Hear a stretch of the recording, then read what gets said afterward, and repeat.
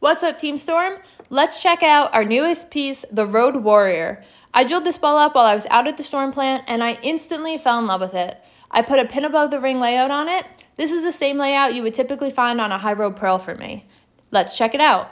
On lane 1, we have out a shorter pattern, so you're going to see some steeper angles to the gutter with a big change of direction down lane off the end of the pattern. Some key things to point out with this piece. R2S deep pearl cover with power edge polish. This is going to make the ball cleaner through the front part of the lane. Inverted FE AI core. Here we have the same core that we all know and love in the high road line, but wrapped with the all-new AI core that we saw on the road. As you can see, this ball gets down the lane really easily and stores all of its energy to go through the pin super strong.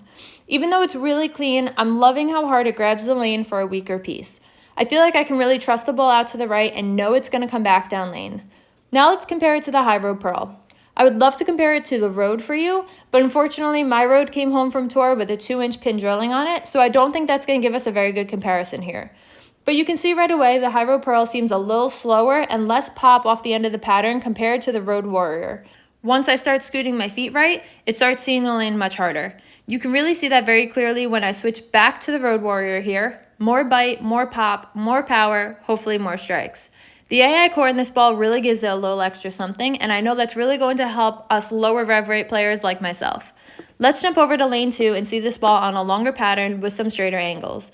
I would bet to use this ball on medium to lighter patterns and towards the mid to end of blocks. We have out a fresh pattern here, so I'm going to need to keep my angles really up the lane in front of me until we break down a little hook spot, and I bet that is where this ball is really going to shine once we have some friction out there.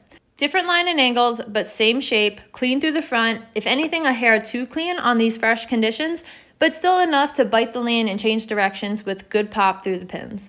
Now let's compare it to the high road pearl. Much less. I wouldn't call it cleaner. I feel like it actually sees the lane a bit earlier in comparison, but much more mild change of direction down lane than the Warrior. If you watch how the ball exits the pin deck, that tells you a lot about how much power the ball has at the pins.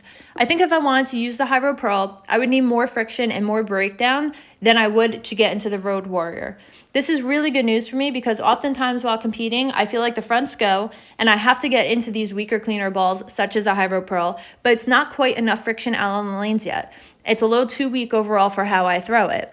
Oftentimes when I get into these balls, because of my lower rev rate, I sometimes feel like I have to help them hook down lane to go through the pins right, and this is where the Road Warrior is going to come in. I see me being able to get into this ball earlier than I normally would weaker pieces and have more energy through the pins to put some big games up at the end of the day. As I said earlier, I absolutely loved what I saw from this ball right from the start, and I still feel that way. I think this ball has a definite spot in my bag moving forward. If you are looking for a clean, weak piece to add to your lineup, be sure to check out this ball at a pro shop near you on November 22nd.